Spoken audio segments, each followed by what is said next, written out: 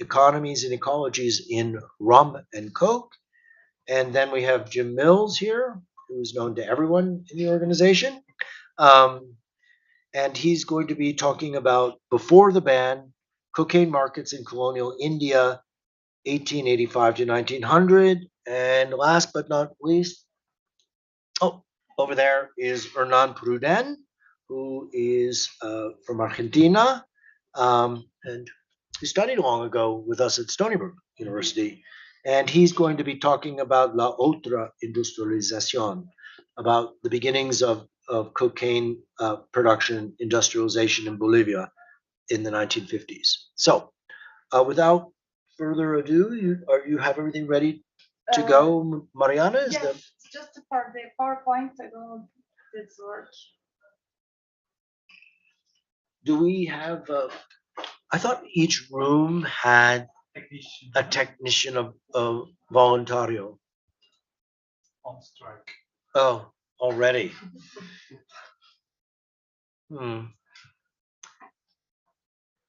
Is there? Would you like to begin without your PowerPoint and then catch up, or you know what we could do is if you. Viene? You have to. So it's supposed to work. Yeah.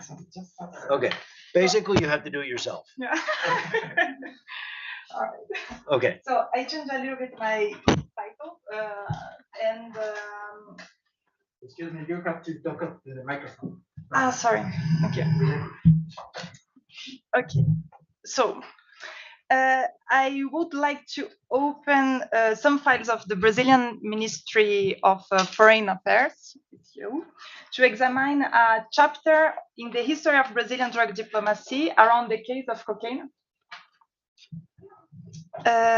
So I will not focus here on the official stance of the Brazilian government during the international conventions elaborated during peacetime. I will rather shed a light on some behind-the-scenes collaborations of Brazilian diplomacy with other South American countries and analyze another form of diplomatic work for the management of cocaine.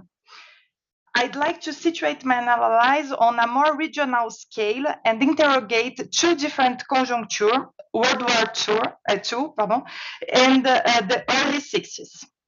Look, I want in particular to study how we passed from a casuistic and a non-official drug diplomacy, which tried to respond to specific cases and crisis situations due to the war, to a more formalized regional collaborations, gathering a dozen of partners around the issue of coca leaves and cocaine. So, it's important to remember that in accordance to its adhesion to the international system of drug control, Brazil issued since 1932 various regulations prohibiting the import of narcotics by air and mail. All importations could enter only through a single central customs office located in Rio de Janeiro. Such a restriction aimed at facilitating the control and turned illegal any narcotics that entered through other places. All these regulations were enforced by an interministerial commission created in 1936, the National Commission on Narcotics Control. Its president was also the director of the Health Authority in charge of monitoring any substance traded in territory. This commission was attached to the Ministry of Foreign Affairs. Consequently, it occupied a strategic position at the heart of the negotiation whenever there was a diplomatic incident. So before the Second War, some actors of the drug control proposed a negative, no, it's horrible. No, because it was just to insist, underline, it's horrible. Oh. But it's very colorful. So, yes, it's skydelic. So I'm so sorry. I can show after if I have a time, but if not, I'm so sorry. So so before the Second War, some actors of drug control proposed a negative definition of illicit trafficking is based on the non-declaration of circulating drugs or on non-compliance to the administrative rules. Thus, any flow of drugs that was not recorded in statistics, that was not subject to formal authorization, or whose source of supply were unknown or illegal, could be qualified as illicit trafficking. In addition to these administrative elements, illicit trafficking could also be related to any flow that escaped border control. It could refer to any drug imported by air or mail or entering the territory through unauthorized places. But confronted with the concrete problems due to the Second War, some of the core elements of this control system were undermined. This was the case in particular of the quota system, which became a problem as soon as many countries were suffering a shortage of narcotics due to the economic blockages or supply crisis linked to the war in the European countries from where most of the manufactured drugs came. It was also the case for the delimitation of illegal drugs flows at a time when many routes were blocked by war.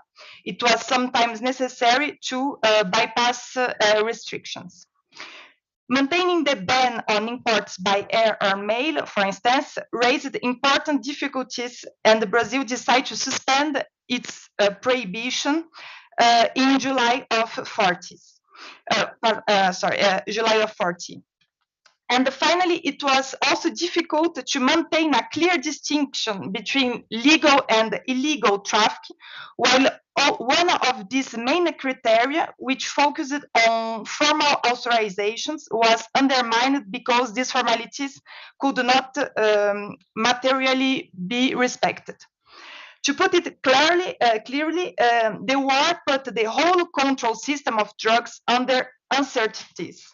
It was necessary to accept the margins of tolerances towards situations which in peacetime would have been considered as illegal. At the same time, war induced new reasons for accusations of illicit traffic, in particular the case of trading with enemy countries, as Gutenberg pointed out. So this uncertainty led to important conflicts of interpretations between countries and actors when confronted to specific cases. In this context emerged an informal regional drug diplomacy in which actors from South America countries confronted their views on problematic situations, what I would call a casuistic diplomacy. I want to illustrate this through an example. So in 1940, a Lufthansa plane carried 118 kilos of raw cocaine from Peru to Germany via Bolivia, Brazil, and Italy. Everything seemed to be in order. The Condor Union, the Brazilian branch of Lufthansa, had exchanged in advance with the Brazilian Health Authority, who informed the customs authorities that the plane was going to transit through Brazilian territory, thus not violating the decree law on the prohibition of importation by air. And the Condor also guaranteed the legality of this shipment. Also, all the formalities had been fulfilled from the Brazilian side. Almost 3 months later, there was no trace of this shipment in Brazil. This was because another key actor had to be considered. It was Bolivia. So the plane had been stopped and the company prosecuted in Bolivia. The legality of the traffic was far from obvious to Bolivian authorities. Firstly, there was a problem of authorization. Bolivia had not authorized the transit on its own territory. This authorization had been delivered only by the Brazilian legation in Bolivia. The consent of a Bolivian consul in Lima was missing. And secondly, there was a problem concerning on how the merchandise was packed. According to the Bolivians, it was very suspicious, being conditioned in 7 uses barrels of gasoline. There was also a problem linked to the behavior of the carriers. A few hours later, its apprehension, the merchandise had been transferred very quickly towards a plane which was supposed to leave from Puerto Soares, just in the to the border with Corumbá in Brazil. I put just like this.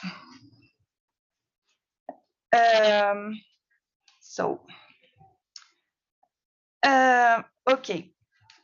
The merchandise eventually remained in Bolivia. Everything could have appeared as a banal case of smuggling or illicit trafficking if the countries involved were not Italy and Nazi Germany and the company Lufthansa. Due to this fact, the case produced an important exchange of confidential messages between the Ministry of Foreign Affairs in Brazil and its embassy in La Paz. The Brazilian authorities wanted to clearly define the nature of such a drug flows before the Germans tried to cover the Peruvian government, a reaction that was feared by the Brazilian ambassador in Bolivia. The Brazilian government itself was in an ambivalent position, providing that the Brazilian authorities had delivered authorizations for the transit, which made them suspect of complicity, or at least to have closed their eyes on the network organized between the capitals of Peru, Italy, and Germany, and also Chile. The company Sindicato Condor, a Brazilian branch of Lufthansa, had itself been accused on several occasions of complicity with the Axis force. The management of this case illustrates how various interpretations were competing to define this flow of cocaine. From the Brazilian point of view, with the exception of its ambassador in Bolivia, the cocaine was a narcotic drug designed for therapeutic purposes. The lack of a Bolivian visa was nothing but a formal irregularity common during the war that was not enough to prove a supposed collaboration with the Nazis. Such a traffic could be regularized by sending the copies of the authorization attesting of the good faith of the Condor, and by reasserting a Brazilian decree concerning the neutrality of the country, which authorized air transit on its territory by non-belligerent countries, and which considered the transfer of cocaine as a sanitary assistance, to which embargo did not apply. From the Bolivian diplomatic point of view, cocaine could be interpreted in very different ways. Either as a common commodity, in such a case as its circulation had not been authorized, it could be defined as smuggling and subject to tax laws, or as narcotic, and such a circulation should be interpreted as illicit trafficking, subject to the international regulations and special national laws, or worse than anything, as the proof of a deeper network of collaboration with enemy countries, in which cocaine could be used to boost German soldiers.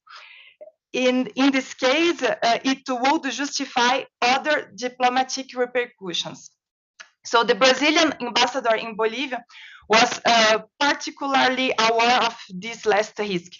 To alert the Brazilian Foreign Affairs, he evoked the revelations of the Venezuelan ambassador in Bolivia, who was a doctor, and claimed that it was common knowledge, especially among his scientific colleagues, that the German government supply its soldiers before battles with doses of cocaine up to 3 times a day. His Excellency calculates that these 180 kilos would serve to animate about 30 million men in 1 year. End of quote. So the Brazilian ambassador wants to make sure that his government had really authorized the transit of these merchandise. If it was considered as smuggling, the actors would be penalized of a fine 10 times the estimate amount, according to a recent Bolivian law reinforcing the punishment of the smugglers.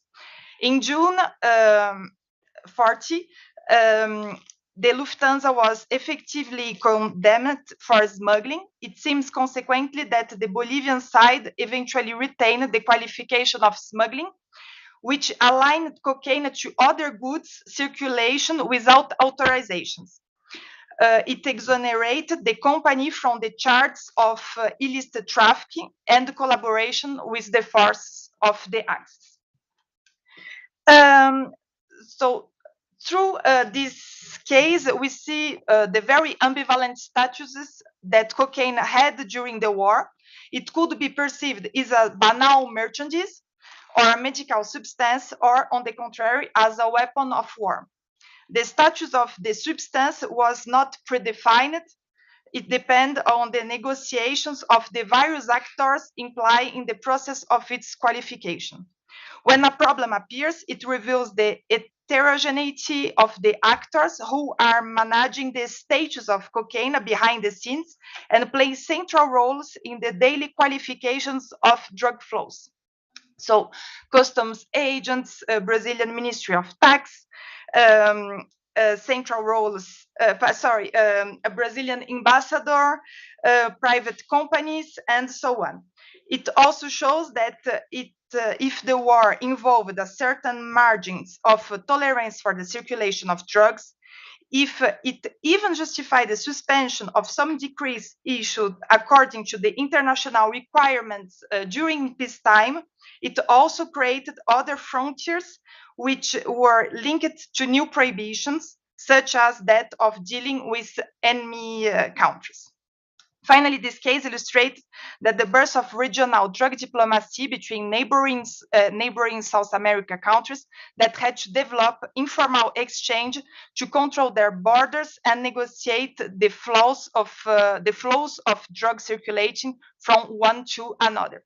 So, very quickly, our regional drug diplomacy thus began from the beginning of the World War II, stemming from an effort of countries to reinforce the control of their borders and to extend the field of jurisdiction of a whole set of national control bodies recently created. The war was an excellent opportunity for these actors to take on new mandates. The president of the National Commission, Brazil, made exchange trips to Argentina and Uruguay at the end of 40 to promote Brazilian laws. The measures proposed in this exchange were included in the Inter-American Conference for the Repression of Narcomania, which was to meet in Rio de Janeiro in 1942, the same year that an Inter-American Conference on the Coordination of Police and Judicial Measures was held in Uruguay. From the 50s onwards, an important shift took place, which brought to the forefront new actors who found themselves in the limelight during the post-war period, with the evolution of the status of cocaine and the desire to build up a formal inter-American cooperation. These actors were police or customs officers and inspectors.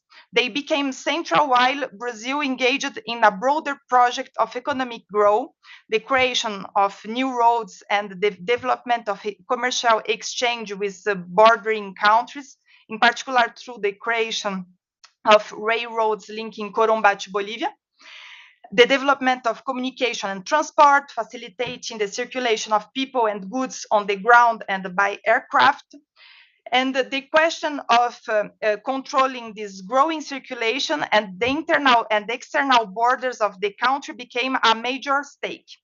This growing circulation indeed opened new opportunities for the development of the illegal markets and networks, criminal groups, and potentially revolutionary threats. It's also important to keep in mind that it's during the 50s that the old International Criminal Policy Commission became a stable institution, the International Criminal Police Organization, or Interpol, and the many South American countries, with the exception of Peru and Bolivia, joined it at its creation in 1956. In this context, the status of cocaine underwent transformations with an alignment between problem of coca leaves and cocaine, as Gutenberg has shown, and the South America region turned to be a peculiar focus of attention, where it was necessary to intervene on production and the markets to break the illegal commercial chain supplying Europe and the United States. It acquired a strategic and geopolitical dimension and became a diplomatic stake for Brazilian authorities.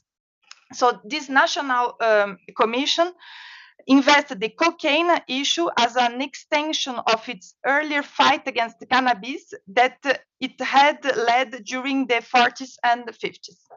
During this period, the CNF, this National Commission, developed an expertise to coordinate sanitary actions, police and military interventions between different Brazilian states against cannabis. It organized various inter-state conferences on that respect. It tried consequently to build on this experience to expand this model against the cocaine at an inter-American scale. And in 1959, cocaine was the central object of the second conference of the police of toxics in Brazil, where the problem of coordination of all the police forces on the whole territory, with a particular attention on the border, were discussed. The same year, this National Commission, President Décio Parreiras, who aimed to re-elected in the UN Commission on Narcotics, insisted that Brazil was a transit country suffering from cocaine and should serve as a fundamental and permanent dike to prevent the flow of illicit traffic. It was also the moment of the elaboration of a single convention in 1961, where coca leaves and the cocaine occupy an important place. So Brazil took the lead of the to organize the first Inter-American conference on the illicit traffic on cocaine and coca leaf in March 60, and of the Inter-American Consultative Group on Narcotics Control in 61. So different countries on the continent participate in these meetings, and these different diplomatic events that took place in Brazil was very important to understand how repression has been orchestrated at a regional level, encouraged by the UN, which found in these countries relays to advance an international agenda. And these events were also a great opportunity for Brazil and other Latin American countries to fund the activities carried out by national entities. So,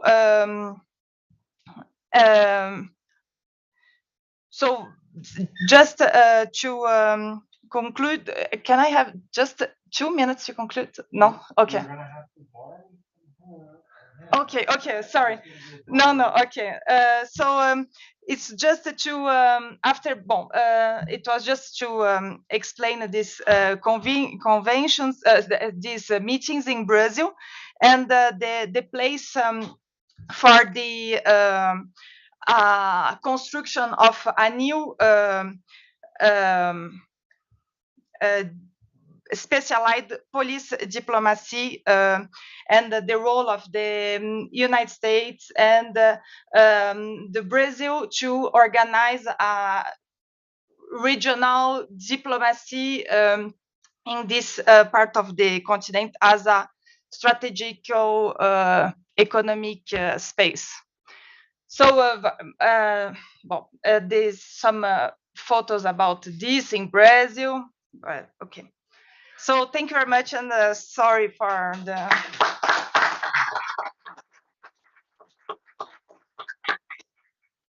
Thank you so much. And we're going to move on now to Jennifer Nesbitt, who's going to give her talk about commodity histories, economies, and ecologies in rum and coke. And very refreshingly has no PowerPoint here to go wrong. Okay, so thank you all. This paper expands on work I did in my recent book, Rum Histories, which is a study of how rum functions in Anglophone 20th century literature. And in Rum Histories, I contend that rum, originating as a byproduct of sugar production under enslavement, travels through textual representations to recapitulate histories of colonization and exploitation, particularly slavery, and intoxicate allegedly post-colonial societies and geopolitical power arrangements. So today I'm going to do something that's related to what was a tiny part of my book, and I'm going to examine the impact of this intoxication as Jacob Ross represents it in his 1999 short story, Rum and Coke, C-O-K-E, where Ross combines a tightly focused narrative about drug addiction with diffuse references to migrating birds. My claim is twofold. One, Ross historicizes U.S. involvement in exploitative hemispheric trade by linking cocaine with sugar and rum. And two, the references to bird migration image the ideological work that naturalizes these relations and portends the disastrous future of such mystifications. In the book, I focus primarily on literature of the decolonization period, 1945 to 1972, but I also look at the figuration of rum in more contemporary works where authors deploy it self-consciously in the wake of scholarship about colonial histories of commodities. In other words, contemporary authors deploy rum imagery with the assumption that most readers will be familiar with a basic interpretation of rum as, quote, a symbol of the Caribbean, that's Frederick Smith's phrase, and a product of imperialism. Today, my focus is more specifically on the phrase rum and Coca-Cola, which Ross invokes in the title of his story. In a sense, the title imports the United States into a story where the superpower is otherwise suspiciously absent. The phrase rum and Coca-Cola originates in Calypso, Trinidad's venue for irony and satire, as a critique of the US military's presence on Trinidad during World War II. But the phrase acquired broad resonance when, as most of you probably know, Maury Amsterdam stole the song from Lord Invader and the Andrews Sisters turned it into a patriotic standard.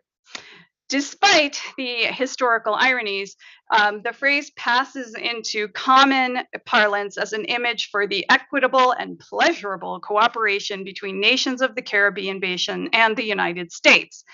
Thus, for example, the narrator in Tiffany Yannick's Land of Love and Drowning first sees rum and Coca-Cola as a symbol of, quote, sweet, sweet, sweet, unquote, relations between the US and the Virgin Islands. Later, the narrator uses the same symbol critically at a demonstration against US usurpation of Virgin Islanders' rights and land access. In novel form, Yannick has room to spread out and explain. Today, I want to look at how these critiques are condensed and disseminated in a shorter literary form. In other words, Yannick can tell her readers the story. Jacob Ross relies on resonant image patterns. The story's title might lead a reader to think that US-Caribbean relations are central to the story, but the plot unfolds away from that initial provocation. Coke, in this story, is always cocaine, not Coca-Cola, even though Coca-Cola originally, I guess, and still contains Coca. No one in the story world makes any smart remarks about America's favorite export. Moreover, the story does not explicitly address the United States as a determining factor in the plot. The word America appears once in the story as one source of remittances Norma's friend Grace receives from her children, though this reference is interesting in itself as it positions the US as a source of wealth to resource poor Grenadians. The cash that flows in this way, unlike that of the drug trade, is beneficial. Instead, the setting is resolutely isolated. Rum and Coke is set on Grenada, a smaller island far down the chain of the Lesser Antilles, in a village 20 miles away from the capital. The folk are also regular folk, and distance is measured in privilege, as Norma takes, quote, the only bus, unquote, to St. George, while the corrupt government official who supplies the local dealer arrives in, quote, a long black car, unquote. In the realm of the plot, we are far from the United States. However, the title yokes the devastation wrought by the present-day drug trade to an earlier commodity that relied on systemic oppression and exploitation of people living in the Caribbean, rum and its big buddy, sugar. Ross manipulates the associations of the phrase rum and Coca-Cola to provide a trenchant commentary on the recapitulation of old history in new syringes. But by depressing the obvious implications of the title, he marks the symbolic logic by which the United States disavows its role in local conditions and individual outcomes. For those of you unfamiliar with the story Rum and Coke, it's a revenge drama in which a mother, Norma Brown, murders the local drug dealer who supplies injectable cocaine to her son, who was once a promising student and a potential asset for her economic security. Narcotics in this story are imaged as a modern-day counterpart to sugar, associated with its forms and packaging. The drug is, quote, a powder, unquote, and it comes in, quote, a small brown bag, the type the shop sold sugar by the half pound in, unquote. Norma's addicted son initially assuages his mother's concerns by telling her the drugs are, quote, no different from a sweet, unquote. The anodyne sweet, combined with the slang term for the drugs, quote, deniceness, unquote, links a newer controlled commodity with old histories of exploitation in which rum was used as a pacifier and reward for those enduring the harsh working and social conditions of enslavement. Slowing down. One might even suspect a semiotic connection between niceness and sweetness, thus furthering the masochistic association between the pleasures of sugar and the pain endured by enslaved labor. Sidney Mintz, I feel like I'm preaching to the choir here. Sidney Mintz in Sweetness and Power classes sugar as a pacifying drug. Sugar, quote, sugar and other drug foods by provisioning, sating, and indeed drugging farm and factory workers sharply reduce the overall cost of creating and reproducing the metropolitan proletariat. In the late 20th century, the introduction of cocaine to small island communities pacifies the ambition and efforts of the next generation. And that's the son who's going to be educated and make money, and now he's incapacitated. The market is single-minded and savagely competitive. Quote, the children flock to him, the girls warring amongst themselves for the drug supplier T-Stone's attention, unquote. There is more than one kind of resource drain here, but the upshot is continued impoverishment, which maintains the economic conditions that allow the drug trade to operate effectively in the region to do its job, to get a Southern product to its predominantly Northern and European consumers. Although unmentioned, metropolitan, and this could be the US or Europe, subjects are also structured by and implicated in the material conditions described in this story. In Rum and Coke, individual bad decisions flow into communal addiction, but how? Why? Norma notices cocaine first as a new consumer trend in, quote, the goings-on of the young, unquote. Even T-Stone, who benefits from what seems a mass impulse to self-destruction, is, quote, puzzled, unquote, by the accumulation and distribution of capital. He marvels at the workings of this market. Quote, they were all coming now, these old women. These days, he did not have to do a thing. These days, money made its way to him, unquote. The system operates on its own steam, T-Stone implies, circulating products and cash without conscious effort on the part of the subjects who make up the system. Yet in aligning powdered cocaine with its 18th century predecessor drug food, Ross suggests that the economic patterns and nodes of power for sugar have emerged in new forms to exploit the resources of the Caribbean. As subjects, both Norma and T-Stone are inflections of sugar-producing societies. Norma recalls that T-Stone, the dealer, has, quote, grown up by the roadside near the rum shop, watching the world slip past, unquote. Located there, from Norma's perspective, T-Stone lacks maternal support, And as Bronischut and Smith and others have shown, rub shops are primarily male preserves, and they function as a support mechanism for men irregularly associated with stable family structures and remunerative employment. While rum shops have positive aspects, as Japal and Benoit have encouraged those concerned about their deleterious effects to recall, their impact on generational family structure is depicted negatively in the story.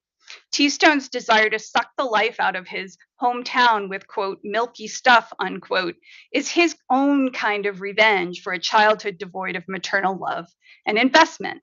This is a metaphorical and literal investment, as T-Stone despises women who will, quote, do anything to please their sons, unquote, and invest all their resources in their children to build generational wealth, as Norma and Grace, the two mothers in the story, have. Likewise, Norma's sacrifices for her son have an anachronistic feel. Near the climax of the story, the plot uncannily telescopes past and present when it is revealed that Norma financed her son's education with insurance fraud. She deliberately injured her hand, quote, inside a cane mill, besides, unquote. That besides contains some surprise. Although I am far from claiming that the dangers of working in the sugar industry are now moot, because they are not, Norma's self-injury resonates with horror stories about amputation and deaths among enslaved laborers in cane mills. For example, Robert Southey addresses 1797 consumers, quote, who at your ease sip the blood-sweetened beverage, unquote, tea with sugar. Ross continues to evoke images from enslavement as Norma uses a quote, length of chain and padlocks to control her son during withdrawal. These echoes might encourage an anachronistic interpretation that locates Norma's action in the static, finished past of colonialism. But Ross's point is not to excuse ignoring her material conditions, but to understand that resolving them requires a recognition of how past conditions feed the present. The treatment of the title, Rum and Coke, as it is invoked late in the story, might encourage an excuse model of interpretation. Grace, Norma's friend, explains what the title means in the moment, which is, as I noted earlier, not what it typically means. Injected cocaine with a rum chaser is called rum and coke, allowing both sugar, the commodity of the past imagery, and coke, the symbol for the United States, to disappear, replaced by two substances, one I never say this word right, interdicted cocaine, and one tightly legislated alcohol, which are subject to highly judgmental rhetorics around addiction, even when one might be so kind as to recognize addiction as a disease. The proximity of Grace's remark to the reference to the cane mill might also authorize an interpretation that shifts the burden of responsibility to an individual chained to a superseded colonial past. By evacuating diachronic and synchronic links among these commodities, however, we fall victim to discursive logics that inhibit understanding of how contemporary subjects exist in relation to each other and to colonial history. Despite the isolated focus of the story, the fact of the illicit drug trade links conditions in Norma's village to U.S. consumer demand for drugs. By the 1990s, the Caribbean islands had become important transshipment routes to deliver drugs to the United States and European markets. Lillian Bobet points out that, quote, national economic and political actors, unquote, on transshipment sites, the islands, earn profits and, quote, micro markets, unquote, develop around the transshipment economy. Researchers reiterate that bystander impacts on island communities, despite their positioning as mere stopovers, include violence, social instability, and family breakdown. In 1997, the US government estimates were that nearly 40% of the cocaine reaching American and European markets was going through the Eastern Caribbean. Anthony Payne speaks to, quote, the Caribbean's predicament as a major site of narcotics trafficking during trade negotiations in the wake of NAFTA. And Ronald Sanders reports that cocaine shipped to the US through the Caribbean stood at 48% in 2001, which is right around the time Ross published this story. So my point here is that the devastation experienced by Norma, her son, and her community is a direct result of demand in the United States and Europe for narcotics. Yet Ross's story does not appear to reflect this situation as a matter of plot. So I I'm going to finish up more quickly than I intended. During this story, there are two references to migrating birds who routinely and fluidly migrate from North America down through the Caribbean and into South America. And I'm sort of using this as a line of flight, but instead of using it as a way to explain change in a system, I'm using it to show the sort of mystification of the ways that the United States is insulated from its own responsibility and is able to sort of exteriorize the impacts of the drug trade. So what Ross suggests is that this local drug economy is part of a larger naturalized hemispheric ecology. Norma's description of how, quote, the children flocked, quote, to Teastone for drugs echoes her references to bird migration patterns, creating dissonances of scale that suggest that this individualized problem is actually part of a much larger system. And she calls them, she describes them as a kind of black rain in an inflamed sky, which associates the birds with disaster. So, and ironically, of course, the Caribbean Basin is recognized as a primary conservation area for bird habitat. But like the transshipment status of the Caribbean islands for drugs, their temporary status means that not much attention has been paid to this part of the migration route. So what I'm arguing here is that the natural image pattern mirrors the roots of the drug trade, but it operates in the background as an ironic contrast to the punitive attitude toward transshipment sites and social ills that are the local fallout of foreign consumer demand. I won't go so far as suggesting that a more conservative conservationist attitude would be helpful. Less consumer demand might help more. But Ross suggests that viewing the drug trade as a connected ecology might offer a more realistic distribution of responsibilities and better strategies for resolution.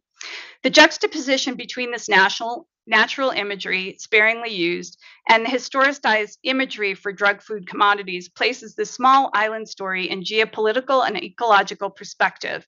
In figurative terms, Jacob Ross repositions long-standing tropes of representing U.S.-Caribbean relations as a copacetic and pleasing cocktail into a terse indictment of ideologies that territorialize the negative impacts of U.S. drug consumption on vulnerable states and insulate the U.S. from responsibilities that begin in the slave trade.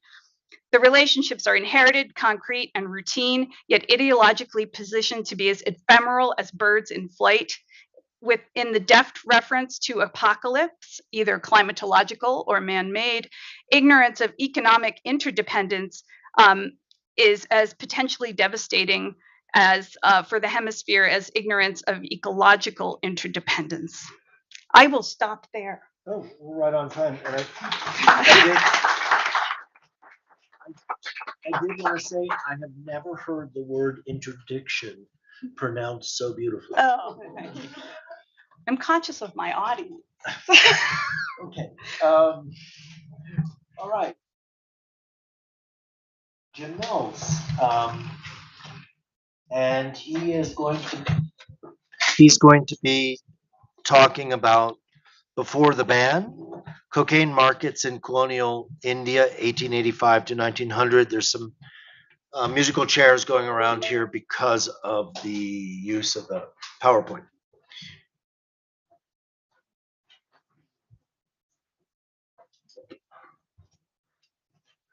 One question for the technicians. The Zoom isn't accepting people that somebody knows, or something. I think.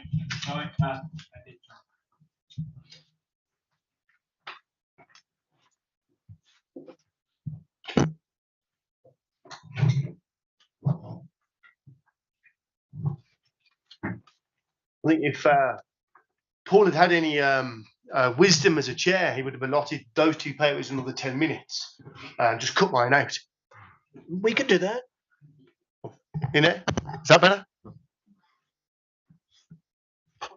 How's that? No.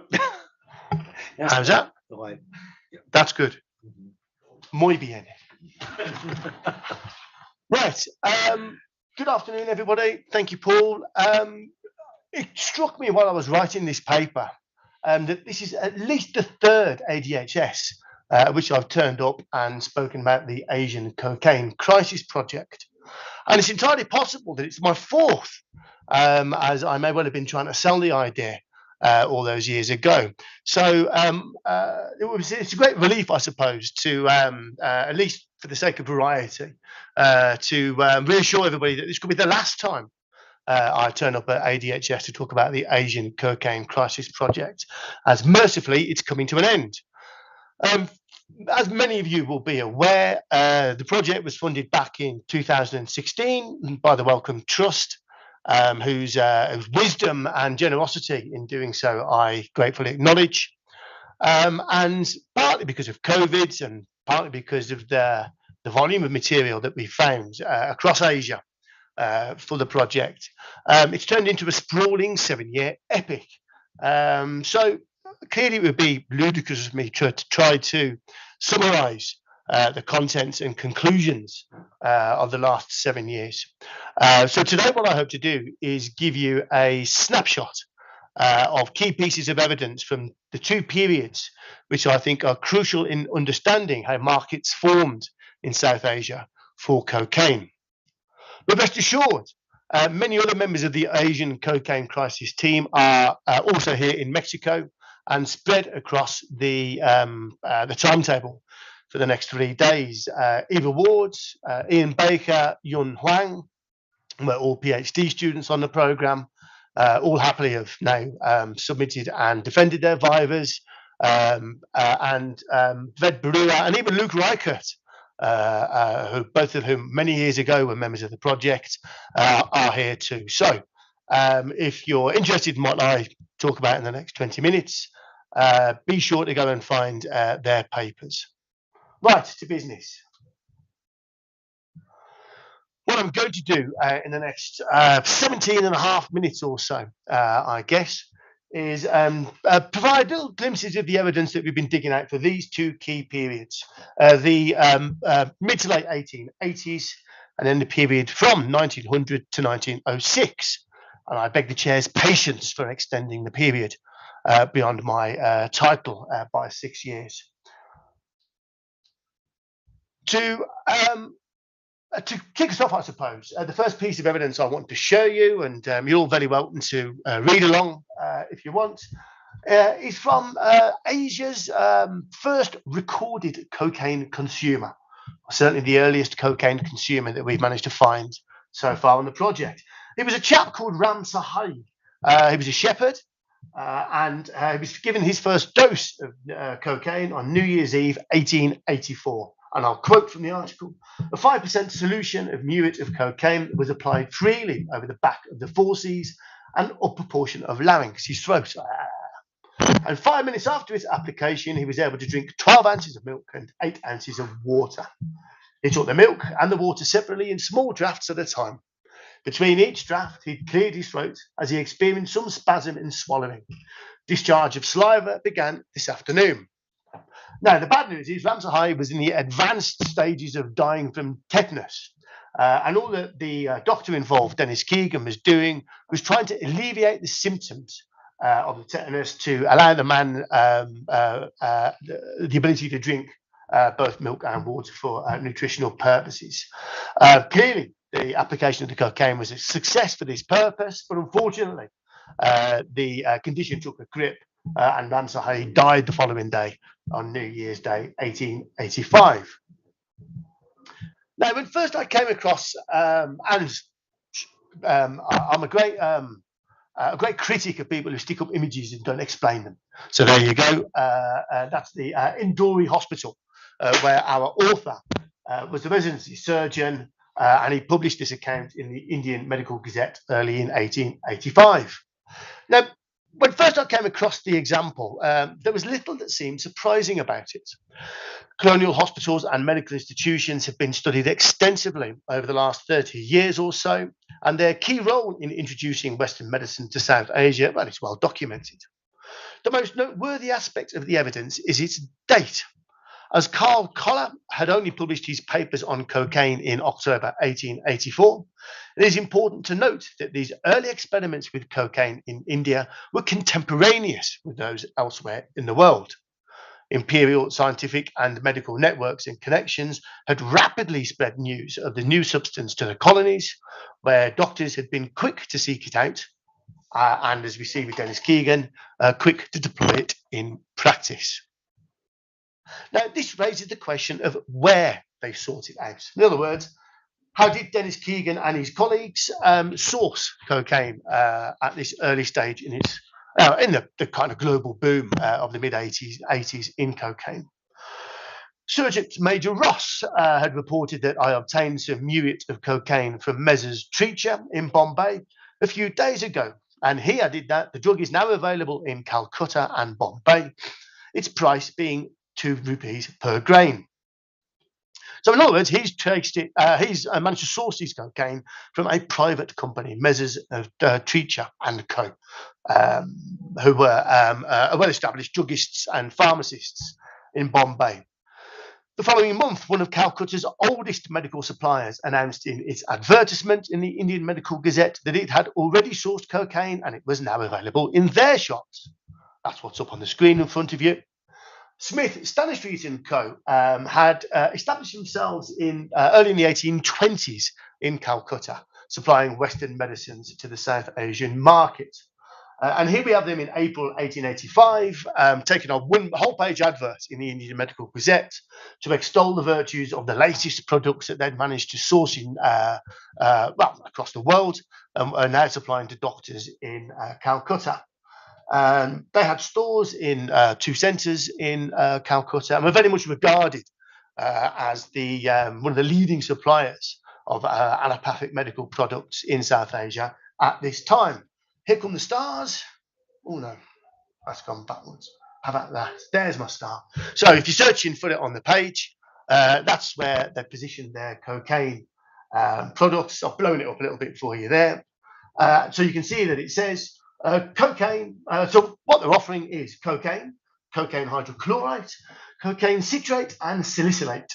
And underneath is the useful note for those who are new to cocaine. Their solutions are used for local anaesthesia. So Collins put his paper out in October. The news is starting to spread around the world, and yet by April 1885, one of Calcutta's most well-renowned pharmacists is now offering the product on the open market. They weren't the only, I suppose, business sector or enterprise that were acting quickly to capitalise on the growing interest in cocaine. This advert also appears in the Indian Medical Gazette, was by Thacker Spink and Co., who were booksellers in Calcutta. In in October 1885, they placed this ad, another full pager, in the Indian Medical Gazette. Here come the stars. Oh no, haven't quite worked the stars out on this. There we go. So if you're looking for it, that's where it's positioned on the page. I'm getting the stars under control now. And there it is, blowing up for you. What is on offer is cocaine and its use in ophthalmic and general surgery by Heinrich Knapp. Knapp was, at the time, probably one of the world's leading ophthalmic surgeons. He'd been a professor of ophthalmology early in his career in Heidelberg, and at this time was setting up his own ophthalmological hospital. Talk about words you can't pronounce. In New York. So this was very much the book that began to disseminate in English news of Coller's research. It included an English translation of Coller's original paper and Knapp's commentaries on it. So in other words, we've not just got the product circulating in India at this time, we've now got information about it, the most up-to-date knowledge of it available in India. And just to add another star, if you glance down the page, you'll find that the latest edition of Martindale and Westcott's Extra Pharmacopoeia, or Unofficial Drugs and Chemical Pharmaceutical Preparations volume, was now available in India.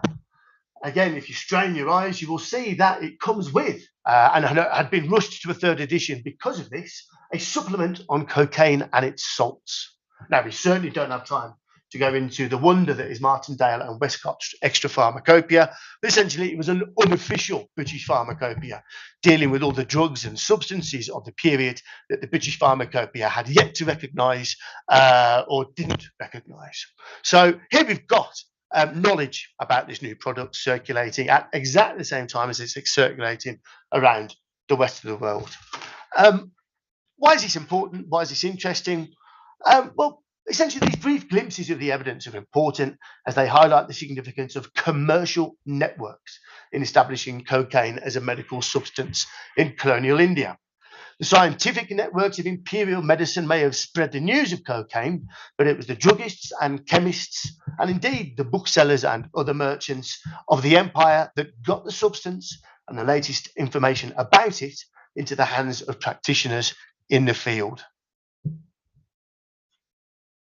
Let's rattle forwards 15 years to around 1900.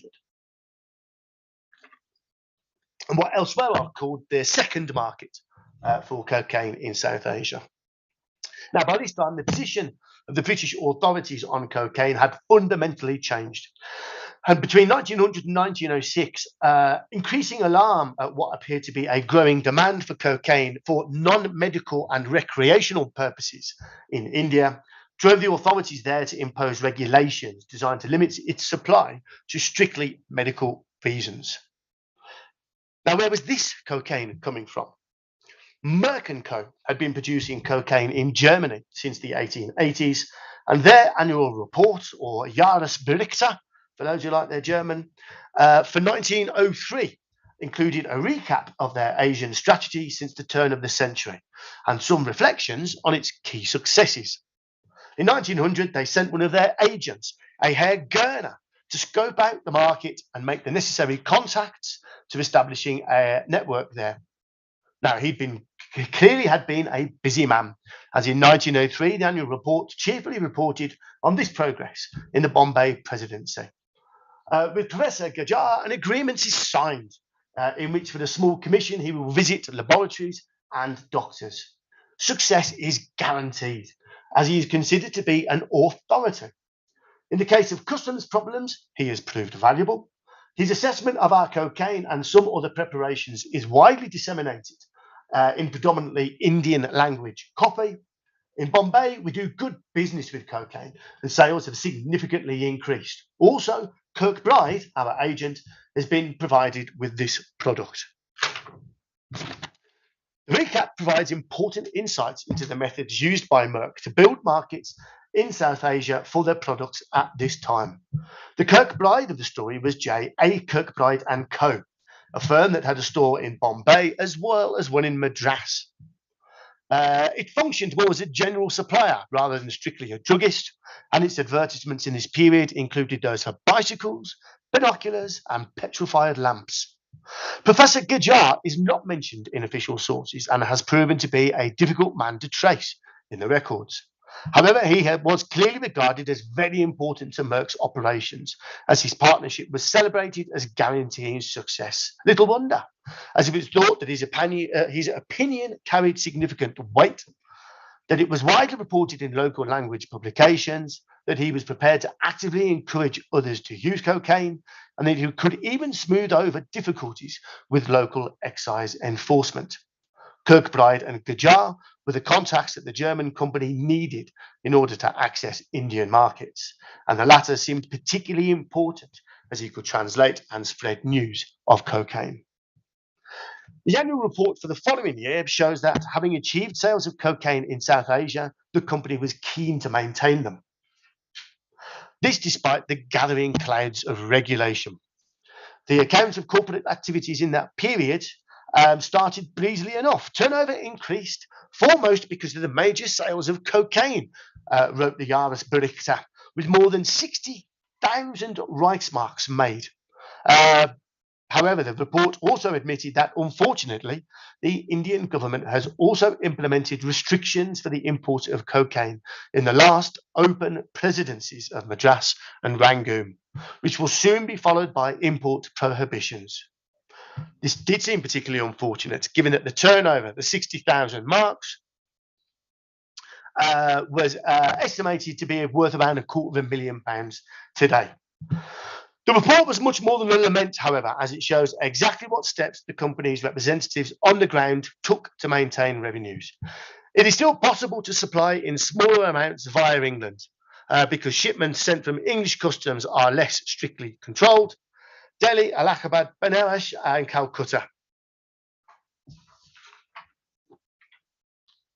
3, 4. Concerning each presidency, the sales in Bombay have declined, but our agent, Parsons & Co., is confident that the Karachi and Rangoon will show satisfying developments.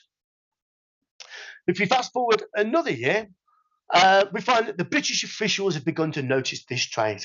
The Excise Department wrote in 1905 that I have the honour to report for the information of the Government of India that Mr. H. Parsons of Messrs. Charles Parsons & Co. of Madras has of late been importing from Europe through the medium of foreign parcel post large quantities of cocaine into the civil and military station Bangalore. There are at present no restrictions. There are at present no restrictions on transactions in cocaine here, and Mr. Parsons has been freely sending this drug by post to dealers in the towns of Delhi, Allahabad, Banaras, and Calcutta. He appears to be a commission agent for the German firm Messrs. Merck and Co. Some conclusions, as we seem to have run out of time. 20 minutes. No, we'll go for it. It is clear that the arrival of cocaine in India in this period had little to do with the colonial authorities or their designs. The markets there for cannabis and opium products predated the arrival of the British colonial regime, and subsequently the British had established firm controls on the local production and retail of cannabis and opium products. But cocaine was altogether different, a modern industrial pharmaceutical that was supplied there thanks to the efforts of transnational commercial networks operating without taking much notice of the colonial authorities.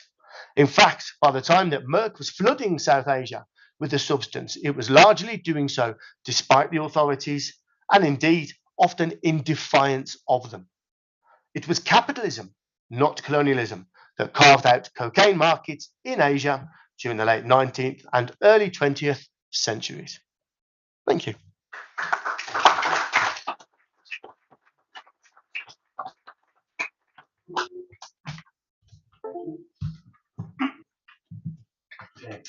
All right, so next up, if you want to hear it on the microphone, is Hernan Pruden, who is going to talk about la ultraindustrialización, los inicios de la producción de clorhidrato de cocaína en Bolivia. ¿Qué tal? Buenas tardes. Voy a hablar en español. I'm sorry if somebody doesn't speak Spanish. I will try to take advantage of being in Mexico. Next conference, I didn't practice my English for more than 10 years. So, y muy contento de estar aquí. Muy contento de estar en una presentación real y no virtual como estuve los últimos 3 años. Ver las caras. Acá está en Zoom, por si acaso estoy viendo que se ve en Zoom. Bueno, mi proyecto grande tiene que ver con los inicios de la fabricación de cocaína en Bolivia, o sea, desde 1951, que es la primera fábrica que se descubre, hasta la narcodictadura, la llamada narcodictadura, que es en 1980. Es decir, desde que se instala la primera fábrica en Bolivia hasta que, de alguna forma, si bien no es el mismo grupo económico, se convierten en gobierno, digamos. Los narcotraficantes toman el gobierno, simplificando un poco como se hace en la ciencia política. No soy cientista político, por si acaso, pero algo así. Entonces, lo que me interesa ver a mí es un poco cómo se organiza la producción, siguiendo un poco esta idea de Reuters, ¿no? De organizing crime, ¿no? O sea, no como crimen organizado, sino como un crimen que se está organizando. O sea, cómo se está organizando la producción de la cocaína en Bolivia, por un lado, cómo se organizan las redes de tráfico en Bolivia, en particular hacia Argentina, si es que me financian la continuación de la investigación, si no será hacia Brasil, veremos quién paga la continuación, pero me interesaría seguir un poco siguiendo esta idea de Sidney Mintz desde la producción al consumo, desde la planta hasta la nariz, por decirlo de alguna forma. Entonces, y me interesa también mucho la relación entre estos productores y traficantes con las agencias represivas encargadas de regular este negocio. Hoy, en particular, vamos a hablar de la primera década, es decir, desde que se encuentra la primera fábrica en 1951 hasta que la ley boliviana se, digamos, un poco lo que contaba Mariana, se pone al día con la presión norteamericana rumbo a la prohibición, que en realidad es un poco el intento de monopolio, ¿no? Entonces, si bien en 1860 se había aislado la sustancia en Alemania, en Göttingen, Albert Niemann, una historia conocida del siglo XIX, y de hecho en la versión nacionalista boliviana, 2 años antes Enrico Pizzi, un farmacéutico, en la esquina de la plaza principal de La Paz, había aislado la cocaína, y hay unas descripciones que he visto en los periódicos sobre los cristales tubulares con efecto anestésico y estimulante, etcétera, etcétera. Pero bueno, la pregunta es por qué. No es la pregunta de este paper, pero pensemos que hay casi 100 años en los cuales no se produce cocaína en Bolivia. ¿Por qué? Bonpol estudió un poco, bastante esto, hace ya 15 años, 20, desde que lo conozco, el tema, y vemos que en Perú se producía, se exportaba la cocaína legal, ¿no?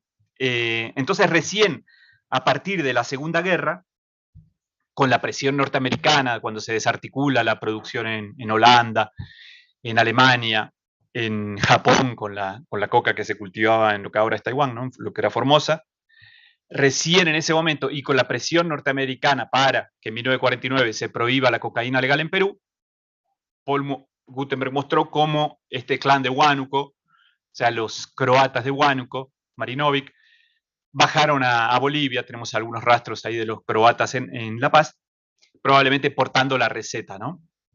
Entonces, eso es en 1949, ¿no? Para tener una idea. En 1951, entonces se encuentra la primera fábrica de cocaína en Bolivia, en un barrio de La Paz, en las afueras. En esa época era una zona relativamente periurbana. Pero ¿quiénes la descubren? La descubren 2 policías. 2 policías que acababan de salir de la academia de policía, Bernacchi y Justiniano, y cuya misión solamente la conocía el jefe de policía de La Paz. Entonces es un poco sospechoso que en la primera misión, que solamente sabían, bueno, descubren la fábrica, 1951, al año siguiente es la revolución, y 6 meses después de la revolución aparece esta fábrica, me olvidaba, es Rubén Sacre Cuasaf, chileno de origen sirio-libanés, ¿no? Que le decían árabes en esa época por ahí. Entonces, un año y medio después, se descubre esta fábrica, ya habiendo sucedido la revolución del 52, la revolución nacional, donde está metido el mismo capitalista, Rubén Sacre, con esos 2 policías que acababan de salir de la academia de policía. Entonces esto nos da un indicio que la relación entre la policía, la agencia encargada de reprimir esta producción, si bien no estaba reglamentada legalmente en ese momento la prohibición de la cocaína en Bolivia, ya están desde el día 1 metidos en el negocio. Entonces, sin embargo, bueno, yo vivo en Bolivia, trabajo ahí, cada vez que aparece un policía metido en el negocio, oh, sorpresa, la policía metida, ¿no? La policía corrupta, etc. Entonces, desde la primera fábrica, aparentemente ya se han asociado. Bueno, Andrew Millington, en el libro que coordinó Paul con Liliana Dávalos, menciona una fábrica en 1950 en Cochabamba. Yo no encontré registro de eso, pero aparentemente en los archivos norteamericanos estaría eso. Entonces, tenemos la Revolución Nacional, y un pequeño detalle: en la Revolución Nacional, la Policía Nacional fue clave. Los carabineros fueron clave para que el MNR, el Movimiento Nacionalista Revolucionario, triunfe en la revolución.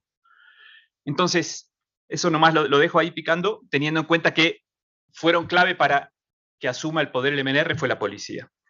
La cosa es que en 1951, un editorial en un periódico boliviano decía, en relación al descubrimiento del laboratorio, de este primer laboratorio en La Paz, decía, estoy citando, digamos pues entonces que desde el punto de vista industrial, los delincuentes han realizado lo que no hubo hecho hasta hoy el Estado boliviano. Entonces, si la tarea era industrializar el país, los productores de cocaína la estaban cumpliendo al margen y en vez del Estado, ¿no? Entonces, la segunda fábrica, tengo acá nomás si les da curiosidad, un videíto de esta fábrica que les estoy por contar, que les conté, perdón. A mí no importa el audio tal vez, pero con que se vea. Bolivia había nacido para vivir. ¿Se podrá aprender?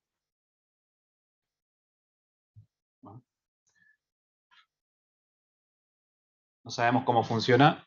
El técnico, ¿se puede pasar?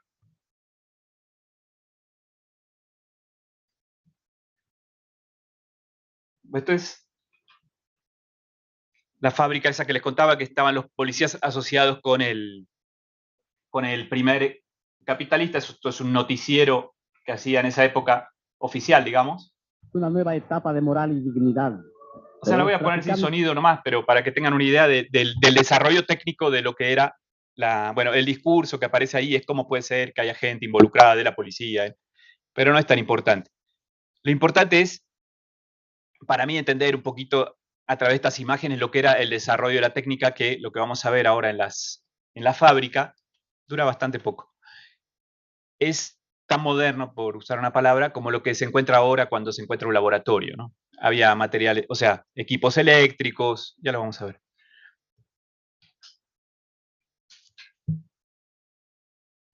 De la ley dieron el zarpazo a una banda organizada con alcances internacionales, constatando para su asombro y el de todo el país la evidencia de que en Bolivia se fabricaban grandes cantidades de cocaína, que seguían todo su proceso. O sea, imagínense esos barriles de maceración, ¿no? Inmensos barriles, con estas maquinarias. En 1953, agosto. Primas químicas que se debían para su total elaboración.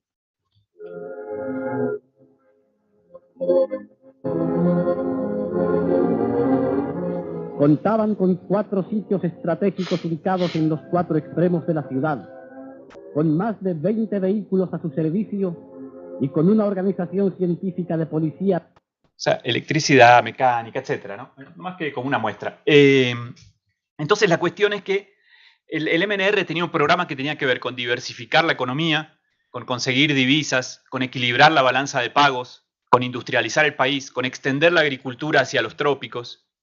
Todo eso la cocaína lo cumplía. Entonces, y no había ninguna reglamentación. Si bien habían firmado las convenciones, no había una reglamentación específica en Bolivia que prohibiese la cocaína hasta el año 1956. Entonces, pero es interesante cómo yo creo que si bien la presión norteamericana hizo que en 1949 se prohíba en Perú, recién en 1956 hay una pequeña reglamentación en Bolivia, pero que es medio parecido, digamos, delitos que atenten contra la salud de la población. Habla de drogas heroicas y de estupefacientes, pero es lo mismo vender leche podrida, digamos, que fabricar cocaína. Es entre 3 y 5 años de prisión, ¿no? Y no lo digo en sentido figurado, lo de la leche. Entonces, entre 1952 y 1956 hay una serie de fábricas, de laboratorios que son descubiertos. Aparece de vez en cuando Ramesh Harb, que era parte de este clan Huasaf, que aparece en el libro de Paul, en Andean Cocaine, que aparece en una tesis de licenciatura de un estudiante chileno que acaba de hacer sobre este clan Huasaf, árabes en Chile, que vienen a Bolivia, que instalan la primera fábrica, etc. Entonces, hasta 1956 hay una serie de descubrimientos de fábricas, etcétera, pero ¿qué pasa en 1957? Finalmente se aprueba la legislación esta que le contaba, y a principios de 57, personal de control político, que era la especie de policía política de Bolivia, descubre una fábrica de cocaína en Santa Cruz con 4.4 kilos de cocaína, donde el implicado era el jefe de la policía de Santa Cruz, que era el socio capitalista ahí. Entonces, esto hace que el ministro del Interior, Roberto Méndez, vaya en una reunión con compañeros y jefes oficiales, ¿no? La gente del MNR, los policías del MNR, y explique que, estoy citando, las medidas de represión contra el tráfico y la elaboración de narcóticos y alcaloides ordenadas por el presidente tuvieron, cito, resultados realmente catastróficos y espantables, compañeros. Un alto jefe de la Brigada de Santa Cruz resultó ser un socio capitalista de una fábrica instalada en esa región, y aquí está el fruto de toda esa inversión. Además, hay 20 cajones de éter sulfúrico que han sido detenidos, que es un producto que se utiliza atrás. Entonces dice, ustedes ganan poco, compañeros, volviendo a lo que decía Benjamín antes, ¿no? Ustedes ganan poco, compañeros, pero no es posible que la institución siga manejada, estoy citando, de esta manera. No es posible que el robo, que el peculado, que la complicación con hechos criminosos sea prácticamente la norma casi general de los compañeros jefes y oficiales. Y entonces los invitó a hacer a una tarea de la recuperación moral y a cooperar con control político. Unos meses después de esto, en mayo de 1957, en La Paz arrestan a Luis González Aguilera con 6 kilos de sulfato y 1 kilo de clorhidrato en una casa en un lindo barrio de La Paz. Aparentemente era un logro de la Brigada Departamental de la Policía. Sin embargo, pocos días después, González Aguilera denuncia que cuando fue detenido, el coronel Montes, que estaba a cargo de la Policía de La Paz, le había ofrecido darle su libertad a cambio de su fábrica de cocaína de ese barrio. González le entregó 60 millones de bolivianos, que más tarde tenía que complementar con otros 40, y relató también cómo lo persiguieron ciertos agentes de la policía, cómo lo extorsionaban, cómo pudo liberarse. Entonces, Aguilera dice, en el periódico, dice, bueno, ¿quién no comete delitos? Hasta el mismo jefe de policía los ha cometido, refiriéndose al jefe que les mencionaba antes.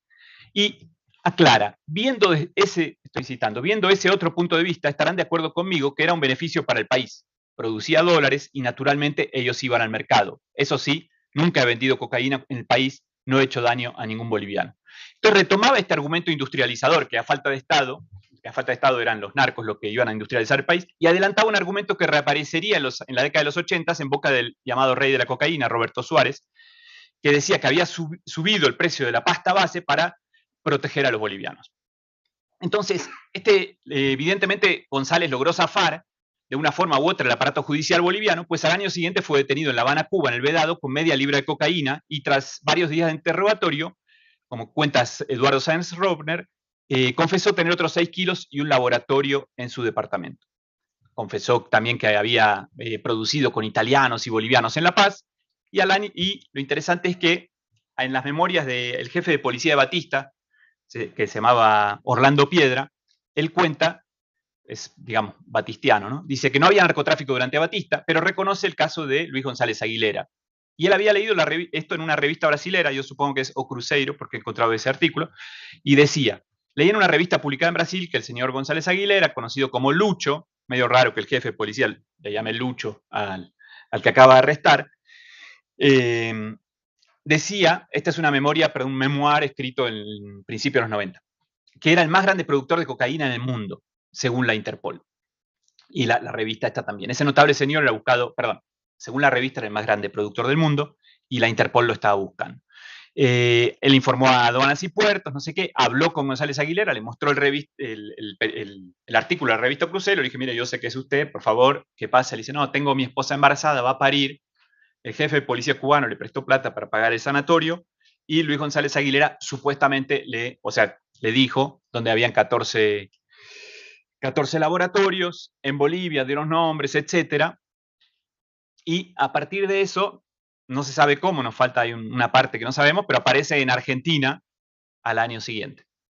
Entonces, ¿qué pasó en el medio? Hubo la Revolución Cubana, y Castro era bastante duro con el narcotráfico, entonces seguramente se desarticuló su red, y lo encuentran en Argentina votando, no me acuerdo si era ácido sulfúrico o cuál de los precursores, lo arrestan, confiesa, lo habían seguido la policía, había una cubana metida, y entonces estaban tratando de volver a rearticular el tráfico, que llegaba el sulfato base a Buenos Aires para cristalizarlo ahí. Me quedan como 10 minutos, ¿no? O 5, bueno. Entonces, lo interesante es que lo arrestan en Argentina. En ese momento la Revolución Cubana pide su extradición, terminan los manuales de jurisprudencia porque si bien no había acuerdo entre Argentina con la Revolución Cubana, queda como un precedente de que si los dos países están de acuerdo se puede extraditar. Lo extraditan a Cuba, años después reaparece en Montevideo, se prende fuego una fábrica, salta él de la fábrica prendiéndose fuego con su amante, muere quemado en el hospital, etc., ¿no? Pero entonces tenemos, este personaje sería, digamos, para inspirado por Ginsburg, debería ser como mi Menocchio, ¿no? O sea, el testimonio de él debería ser el testimonio de Menocchio, que nos permitiría entender a través de este personaje un poco cómo era la relación entre traficantes y policías. Luis González Aguilera era el sobrino de María Luisa Meschwitz. Y María Luisa Meschwitz había contrabandeado caucho en la década del 40 hacia Argentina, una época en que Argentina todavía no había declarado la guerra a Alemania, entonces vendía para el mercado negro mucho más caro, y cuando cuelgan a Villarroel, bueno, en 1946, así un presidente populista es colgado, entonces hace un juicio de responsabilidades contra él, y aparecen en uno de los informes era el contrabando como política de Estado. El mismo MNR que estaba en la revolución ya había estado apoyando a Villarroel. Y me da la impresión a mí de que había una conciencia, como mínimo, tal vez no la conspiración que tanto perturbaría a Paul en un Estado, no digo que estaba el Estado ahí conspirando para armar el crimen organizado, pero sí que había conciencia de la capacidad de generar divisas del contrabando. O sea, que es algo que era claro desde los 40, desde la Segunda Guerra, cuando el MNR era parte del gobierno. Entonces, lo cual también explica, me parece, un poco por qué trataron de postergar la aprobación de las leyes estrictas contra el narcotráfico. Hernán Siles Suazo, que había sido parte en los 50 de la Revolución Nacional, en los 80, si me permiten el salto, enviaba a su mano derecha, Rafael Otazo, a negociar con Roberto Suárez diciendo que traigan divisas, ¿no? Como que supuestamente Roberto Suárez tenía, todavía no ha llegado a ese periodo, pero suficiente carta blanca como para hacer sus negocios e ingresar divisas al país, ¿no? Pero entonces, y esta mujer, María Luisa Meschwitz, un caso interesante porque en 1944 está enviando caucho a través de Argentina, en los 50 se está organizando el tráfico de cocaína desde Bolivia primero, desde Buenos Aires luego, y en el año 1994, creo, está enviando la misma señora, ya mayor, está enviándole a su hija al aeropuerto Barajas 7 kilos de cocaína desde San Pablo, creo, sí, desde San Pablo a Barajas. Eso lo encontré de casualidad en el archivo online de los españoles. Está enviando 7 kilos. O sea, estamos hablando de alguien que está casi 50 años en el tráfico, es la tía de Luis González Aguilera. Entonces, a partir de eso, bueno, se genera digamos, aparece una denuncia contra el vicepresidente, contra Juan Lechín. De esa forma se instala en la agenda política del momento la necesidad de leyes más estrictas. Luego, en fines de 61, principios de 62, se aprueban las leyes más estrictas contra la cocaína y ahí termina un poco el periodo de imponencia y se empieza a ruralizar la producción. Lo que antes veíamos que ahí era clorhidrato, supuestamente el González Aguilera era un experto, era el mejor cristalizador de la época. A partir de ahí se ruraliza y se involuciona al sulfato, o sea, industrialmente hablando, y empieza a ser sulfato, empieza a ser más rural, pero siempre pensando un poco en las dos grandes conexiones. Si bien a principios de los 50 era orientado hacia Chile, después se va orientando con el ferrocarril, como contaba Mariana, Corumbá, Santa Cruz Corumbá, se va reorientando hacia Brasil y hacia Argentina. Entonces, ese es un poquito el paper y me quedan, no sé, un poco estas ideas, ¿no? De cómo pensar esa relación. Todavía no tengo conclusiones, hay muchos puntos vacíos por cuestiones obvias, ¿no? O sea, metodológicamente hablando, como todos bien deben saber, para que algo llegue a ser noticia, para que una actividad criminal llegue a ser noticia, tiene que fracasar, ¿no? Entonces, estoy tratando de rearmar eso y estoy viendo un poco, bueno, cómo tratando de entender esa relación entre agencias estatales y el crimen, básicamente. Y como un proyecto así medio paralelo, les quiero mostrar, no sé si se ve ahí, sí. Bueno, o sea, no tiene que ver con la ponencia, es un sitio, canciones que armé, que se llama La Cocola, que son canciones sobre la coca y sus derivados, o sea, cocaína, crack, pasta base, Coca-Cola, algunas a favor, algunas en contra, que era un poco una especie de aniversario 160 de que Enrico Pizzi en La Paz había descubierto la cocaína. Entonces ustedes van ahí, es como una rocola, entonces empiezan, digamos, tangos, blues, ahí despliegan la letra, pueden ver la letra, se puede aprender inglés también, en fin, hay un poco emula lo que era, no sé, ¿cómo se dice en inglés? La Wurlitzer, ¿cómo las Coca-Colas eran? Hay de todo, canción francesa, bueno, trío Matamoros, en fin, y llega hasta trap, y hasta más contemporáneo, cumbia villera, etc. Después, si a alguno le interesa, le paso la dirección, porque no, es proyectococola.com. Pero bueno, eso nomás sería. Gracias.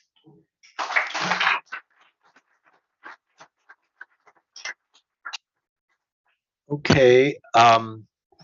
Well, we do have time, a lot of time actually, 35 minutes for questions. I do I do want to say a few things first. I wasn't tasked with commenting on the papers, so my feedback will be very, very light. But I do want to applaud this audience. I mean, you haven't had caffeine this is some kind of social experiment for like 4 or 5 hours, and I don't see a single one of you sleeping.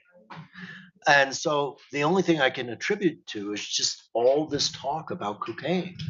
It's just keeping you up, keeping you sharp and awake. Or maybe none of them have ever had caffeine. Oh, perhaps. Anyway, I did want to say that as somebody who's for the past 25 years or so worked a lot of global archives about the history of cocaine and written about it in various ways, to me, all 4 of these papers sounded so interestingly familiar, the themes, but also different and fresh. And what I really liked were the diversity of styles of all 4 of you in the way you're doing this type of drug history, and kind of the elegance, in a way, of your levels of detail, and the narrative. So I really enjoyed this as somebody who worked quite intensively in the past on this theme. Just to say, make a few touch points with Mariana. I remember looking at archives of the exact same period in Peru and Bolivia, and it is the World War II is really this important turning point, because state to state relationships become so intensified for basically bellic reasons, even in Latin America with the British and with the English. And so you begin to see the first use of these terms about licit and illicit trade being applied to things like cocaine. And it seemed to me that the same set of discourses were being deployed with Brazil as a transit point for cocaine. And Jennifer, I really liked all of your different levels of linking colonial trades of drug foods as commodities, and they're still how should we say it, the memory of their past and the exploitation as colonies, with the rise of this new type of trade and the kind of echoes that it would have between it. I didn't even know that kind of literature existed, but I guess now I do. Yeah, it's very interesting. And Jim, yes, I have heard this now at 12 different ADHS conferences, and I expect to hear it at the next one that we're going to have in Mysteryland. But I enjoyed it nonetheless. What I see is the same networks that spread so fast in the late 19th century. We don't really know that until you start looking at them, how quickly the telegraph and media and the spread of medical information and commercial information. And yeah, I agree with you that it's the doctor's news spreads globally. It's in all parts of the world. And now we know more about Asia and India. I saw this in Peru. Wow, how fast this gets here, and how they're going to receive this, or in Russia or in New York. It's quite remarkable, a kind of way to see 19th century globalization.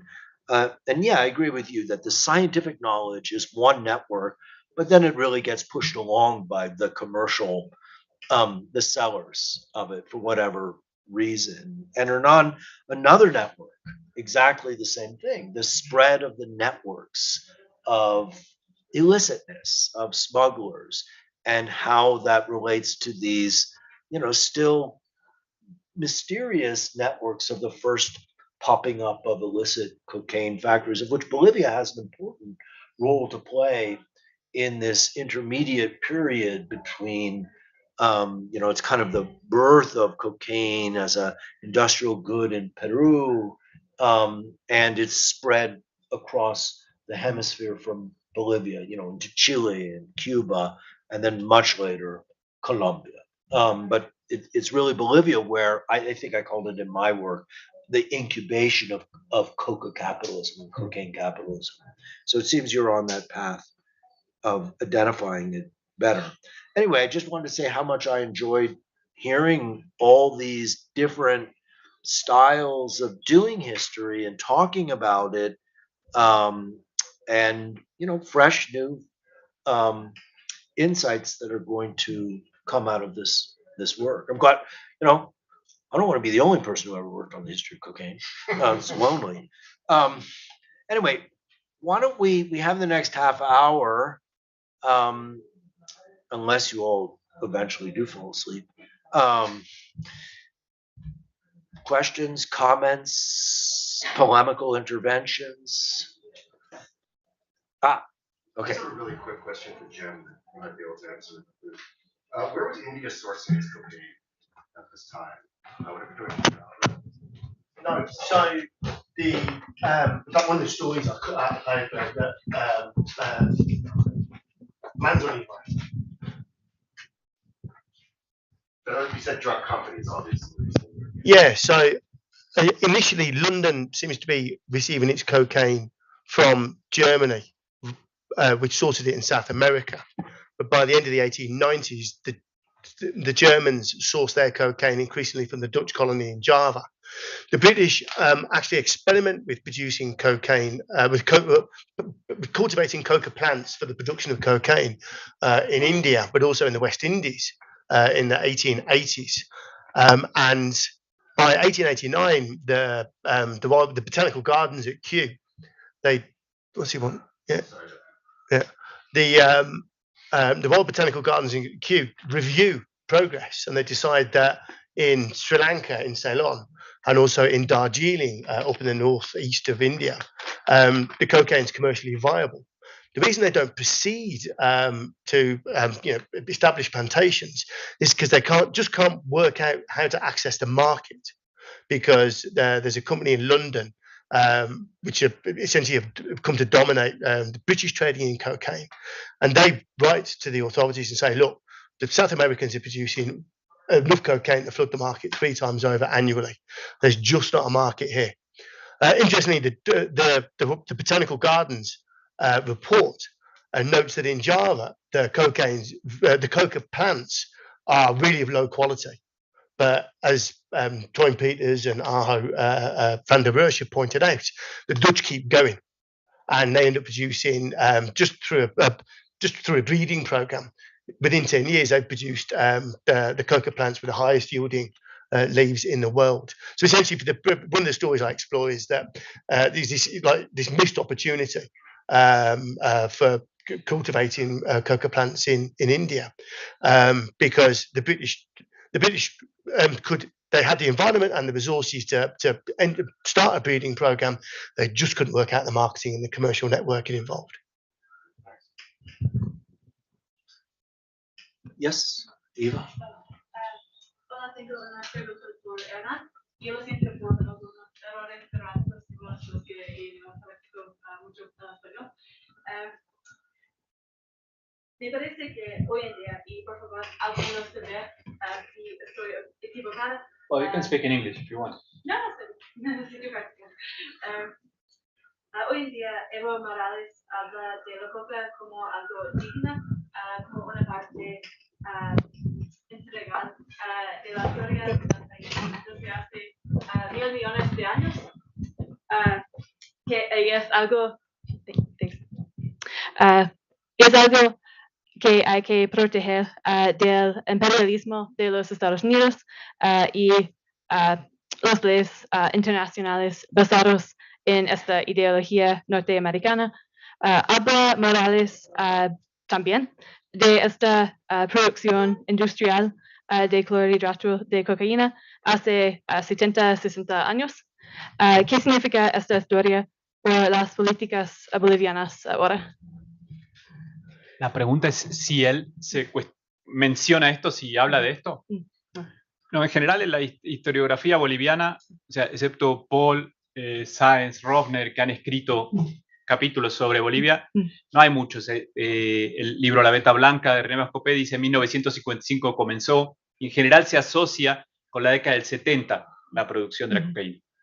Y más aún con los 80 en la narcodictadura. Entonces no se menciona mucho estos inicios de los 50, no son parte del imaginario, por decir una palabra. Entonces Evo no menciona, y cuando Evo ahora habla de industrializar, era, no sé, dinero venezolano para hacer harina de coca, para hacer fertilizantes, etc. ¿no? También él proviene de Chapare, ¿no? O sea, uno de los partes que genera una buena parte de riqueza del país, ¿no? Y es de una parte que, digamos, me olvidé de decir, pero estos 100 años que producía Perú esa cocaína legal, o sea, este periodo en que Bolivia no produce tiene que ver con un mercado pujante de la cuyico, ¿no? O sea, de la masticación de la coca en sur de Perú, norte de Chile, norte de Argentina y Bolivia. Que María Luisa Sux tiene un libro, La Coca Liberal, donde hace una historia oral a uno de estos terratenientes que le dice, sí, no valía la pena producirlo porque había un mercado tan fuerte que no hacía falta. Entonces, pero yo no lo vi en Evo Morales, no vi menciones a este 50, digamos. Gracias. If I can add something to that, because I know a little bit about this topic, the point of the discourse of Morales was that la coca no es la cocaína, which is obviously not true on many, many levels. But one of the things that many people don't understand, because it hasn't been that well researched, are the different uses and associations of coca leaf and the politics of coca leaf within Bolivia. And recently we had a dissertation at Stony Brook by Andrew Ehrenpreis, which I think is going to be published by University of Nebraska, in which he traces these shifting politics of coca. Coca did not have an association with being an indigenous thing really until the 1970s and 1980s, when indigenista leftists began to shift, because before that, most indigenistas in Bolivia and Peru thought coca was a terrible thing. They thought it was an Indian vice. It was something that capitalists used to undermine or force the labor force. And this recuperation of coca is a very recent thing having to do with particular twists and turns of nationalist politics in Bolivia. So when Evo and his people say, no, forever, coca has been lo esencial boliviano, it's not true. It has had many other meanings, many other uses, many other twists and turns throughout its history, and some of them do have to do with a counterpoint with cocaine as an industrialized good as it emerges in the 1950s, but especially the 1970s, and violence and the kind of cocaine capitalism of that period. But it's a kind of a national mythology. It's not history per se. What's the name of that? Andrew Ehrenpreis. He's teaching at Bowdoin right now, but he should have been here. But his book is going to come out in about a year. There's some stuff on that and Tom Versace's book. Yeah. The kind of fusion and how coca became a potent symbol. Yeah. And also it's like a counter after Dragon Wars in Chapare. O sea, Evo Morales surge de ahí, ¿no? Del lugar de la ocupación o sea, del conflicto, de ahí surge también la coca como símbolo de resistencia en relación a las políticas imperiales de la guerra a drogas, ¿no? O sea, por decirlo mal y pronto. Yes. I had a question for Jim Mills. Yeah. Let me get in position. So just wondering, I was actually comparing cocaine with certain other products and commodities, and I was thinking of cotton and opium in the Indian context, and there both these commodities very much occupy, in my understanding at least, colonial capitalist markets, and that there is a strong intermingling between the colonial and the capitalist markets. So I was just wondering if it's at all possible that colonialism could have been an enabler in terms of the capitalist markets that we're talking about, or what do you think that, because you see it as part of something that is bigger, right? A larger capitalist flows. So I was just wondering, like for instance, you're also referring to, I think, chemists and and other intermediaries, right? And so, would it be possible for them to have been colonial capitalist intermediaries? That's Yeah, sure. I think what first interested me about the arrival of cocaine in India was that it was we're very familiar with this idea that India becomes is exploited as a source of supply, and that the products there are sent aboard for processing, then sold back into India. This isn't the story with cocaine at all. Cocaine is, as we've seen today, something that certainly early on is sourced entirely in Latin America, processed in North America and in Western Europe, and begins to appear in India almost exactly at the same time as it's appearing in markets around the world. So this struck me as unusual compared to some of the narratives that we're familiar with about the collusion of capitalism and colonialism in South Asia. And I think I kind of stand by the story that this is. I've tried to argue elsewhere that this is the beginning of, or if you like, this is the South Asian manifestation of what others have called a kind of pharmaceutical modernity. That this is about large companies like Merck. Simply, they have no interest in colonialism or colonial borders or territories. They're just simply looking at the map of the world now and seeing markets. And I think this is something that's fundamentally different from what's gone before, where the British are looking at the bits of the map that's gone pink during this period and working out how they can shift commodities around the pink parts of the world. So I think the piece of work that I most squarely identify this with is, you remember David Arnold's article on Singer sewing machines? So this was a completely new technology, if you like. Cocaine's a completely new technology. And the arrival of Singer sewing machines like cocaine simply has to do with corporate strategy rather than with colonial favors or privileged access to colonial markets and so on. And I also, the part of the story that I simply couldn't tell today is that the story in India of the market for cocaine, certainly the market for recreational purposes, is one not just of supply. So this isn't just about Merck flooding the market and trying to find new markets for its products, because in India, Indians by 1900, Indians aren't snorting cocaine or injecting it; they're ingesting it because they're including it as an ingredient in pan, which, for people less familiar with India, are what are they? They're parcels, leaf parcels, in which you include a lot of stimulant ingredients, and you kind of chew it after lunch or after dinner as a kind of digestif. Cocaine's appearing as a luxury product in there, and nobody's injecting cocaine until about 1910. As far as I can tell, nobody ever snorts cocaine in India in this period. And what makes this particularly interesting is that Indians who used opium in this period also ate it. They did not inject it or smoke it. So if you like, I think the long answer to your short question is that no, I think this is squarely about 20th century capitalism rather than about 19th century colonialism.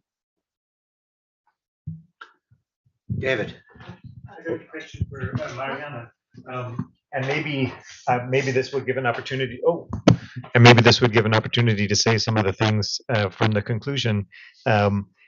So I'm really fascinated by the way that categories that I kind of think about simplistically, legal and illegal, and you're looking at a situation where the meaning of those words is actually quite complex, and it's much less a binary system. And I was wondering, there's sometimes when you look at wartime, you say this is a very different from ordinary times, and so it needs to be explained in a different, as pertaining mainly to itself.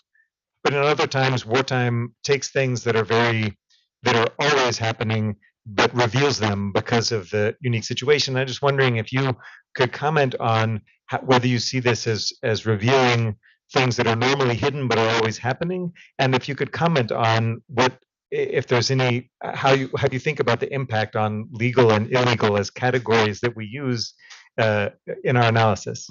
Thank you. About which period, during the war or during the construction on the regional diplomacy in 60s? In the period during the war. Okay. So your question is about the relation between the legal and the illegal definition during the war. Yes, and whether that teaches us something broader about those categories, even beyond the war.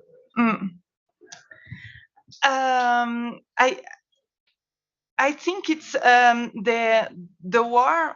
I don't know if it was clear about it. If I don't answer your question, you let me know. Okay, it was just because the war blurred the traditional definition on illicit trafficking, and it was a negative definition posed during the peacetime in the system of drug control. And it was a negative definition because there was a definition that cover every situations that it's outside the space that's controlled by the system. So this illegal, it's every activities that was not covered by the statistics, that the activities are that are unknown by the system of control, international or at the national level. So this definition was a little bit blurred during the war because there's impossible to maintain this material obligation of administrative rules and at the same time you have some enlargement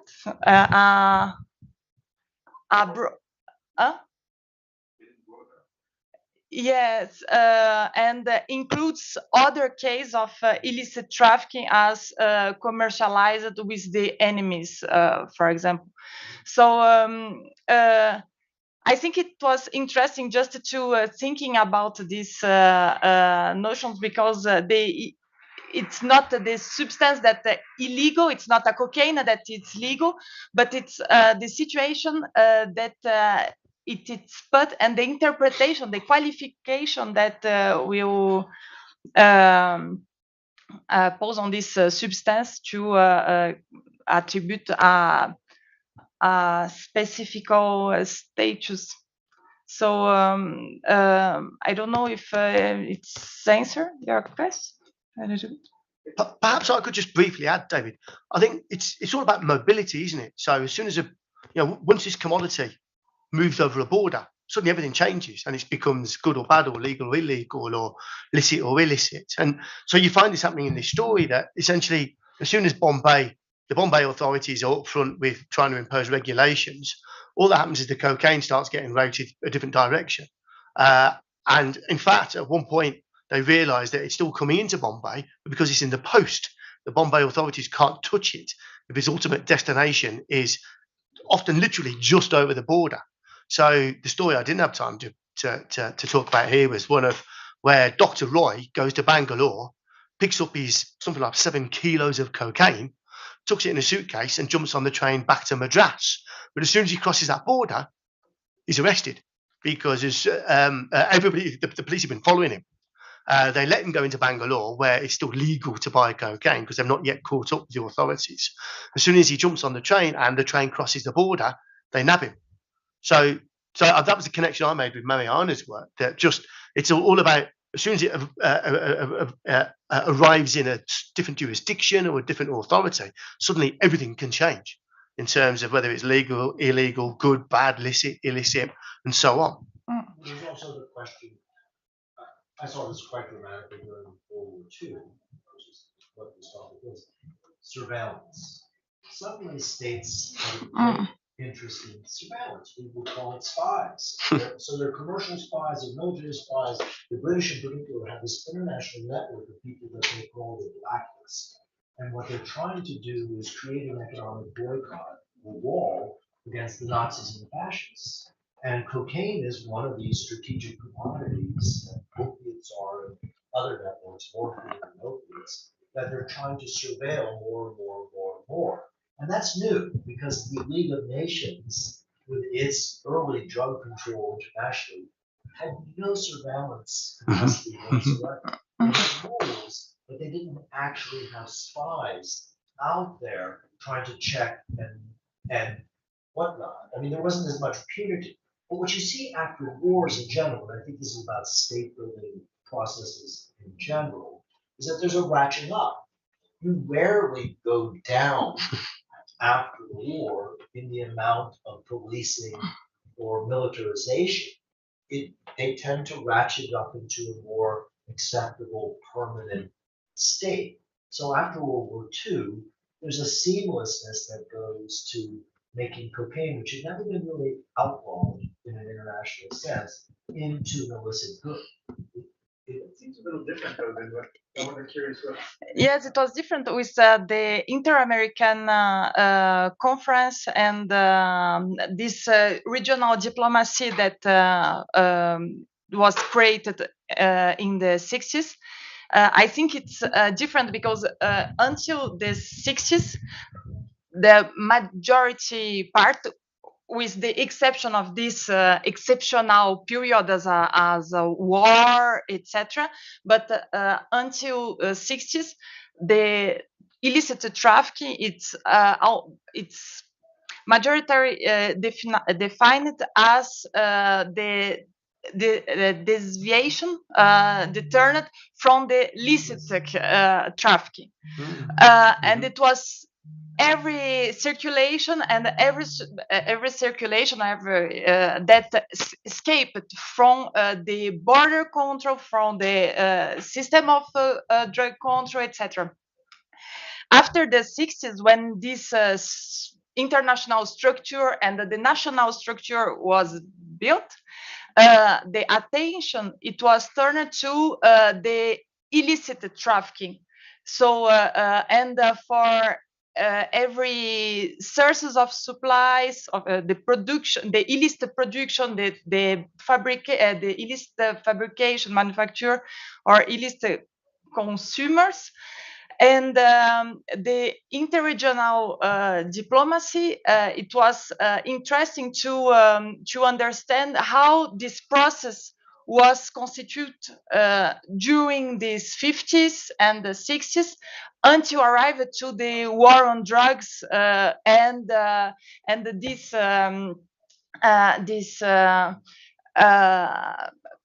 paradigm with aspects about the as there was illicit trafficking completely independent from the licit trafficking. The war on drug and the paradigm of war on drug, it was really brilliant to give this impression that the illicit trafficking is completely independent from the licit trafficking, and the opioids crisis today show that, and we can't find any guilty pharmaceuticals industries, and because it's difficult to pose the question in these terms, I think. So it's interesting to analyze this interregional diplomacy that I didn't not, but it was my fault, because for me the war on drugs after will need to will build on this regional network where each countries find their own interests to share a common project and to fight against the drugs. And the cocaine has a specific role in the South America. So sorry for this. Thank you. So we have time for maybe one more question, or now it's you. Quick questions, because we want to move an end. First, I just wanted to say thank you. I thought all the papers were really interesting, but my question is for Hernan. Pues usted mencionó en su charla que estos laboratorios de cocaína empezaron como una manera para industrializar un área que no estaba muy industrializada en ese tiempo. Así que, o tal vez, perdón si lo entendí mal, pero estaba en el tiempo que queda, quería preguntarle si podía expandir un poco más y explicar cómo estos tipos de laboratorios tuvieron un impacto en un área que en ese tiempo tal vez no tenía mucha tecnología o cosas similares. No, perdón si me expresé mal. Quería decir que la agenda del MNR era industrializar el país, era tener agricultura, digamos, avanzar la frontera agrícola hacia el trópico, era conseguir divisas y que, esto ya era mi comentario, la cocaína servía a todos esos ítems, o sea, equilibrar la balanza de pagos, e incluso una idea de blanqueamiento ya para ponernos más culturalistas, ¿no? Porque una sustancia refinada, industrial y blanca en vez de la hoja verde, etcétera. Entonces, pero no quise decir eso. Que era. Muchas gracias. A vos. Sure, if you all know being asked, I have one for Jennifer. So the plot of Rum and Coke reminded me actually quite a bit of an episode of Taggart, which is a Scottish detective show set in the 1980s. Because in that one, a woman is murdered because she was the heroin dealer to someone's son, and he overdosed. So I guess the similar issues of addiction there.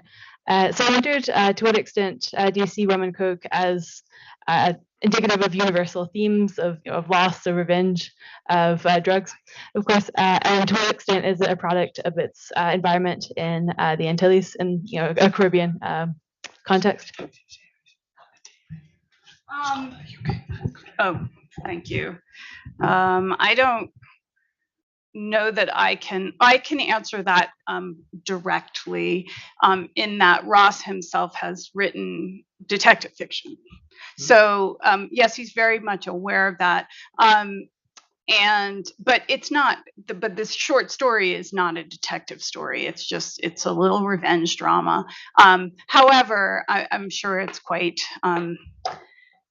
it's tropic in the tropics, right? It contains a lot of very common themes that might circulate around someone ruining your son's life. But I would say, right, there may be connections there. I have Black Rain on my shelf of books I will read someday, but I would, I think your question is prescient because clearly there are possibly some underlying connections there that could be explored. So thank you.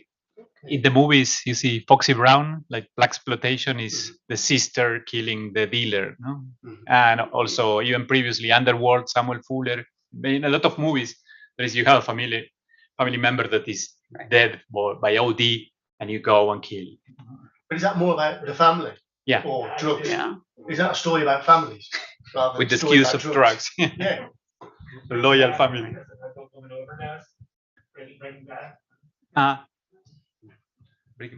Okay. Well, anyway, I want to hear a big cheer for cocaine history. And,